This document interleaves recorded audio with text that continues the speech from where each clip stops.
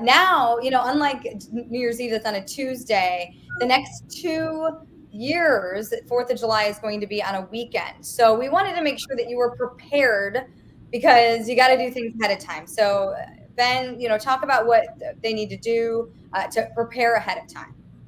Sure. As we mentioned earlier, it's just all about being prepared. It's all about getting things done in advance, just so we all know something comes out of left field. If you have your other things taken care of, you're going to have the bandwidth to go ahead and take care of whatever it is that pops up unexpectedly. Difficult to deal with the unexpected while you're still dealing with the known things that you have to take care of. So I always talk with my customers, what are you going to do to market your stuff? Are you going to try anything different? Are you going to try any new schemes? Are you going to try anything promotion-wise that you haven't yet? Get that promotion plan in place. Get your marketing plan in place. How are you going to advertise that? When are you going to do those Facebook drops? When are you going to do that stuff on Instagram? How are you going to tell folks about it? If you secure a billboard now for 2025 4th of July, you're going to have more options on the location for that than you will if you wait until the first part of the year.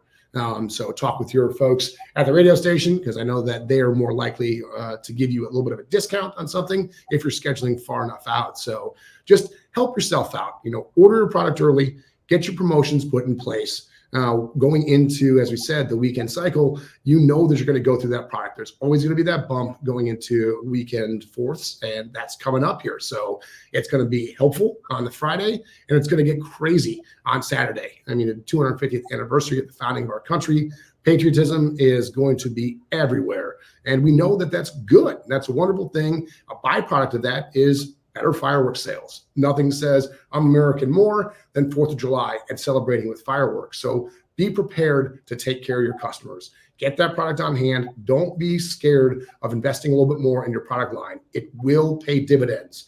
Nothing is more certain than the product that you don't have on your shelf not being sold. Have it there, have it on hand, make sure you're ready, that you're stocked above what you think you need, because that product's not going to get less expensive, and it's going to serve you if people do show up, or if those folks that are competition in your area end up running out early, as we saw happen. So if you're prepared for that, I think you're going to be better off.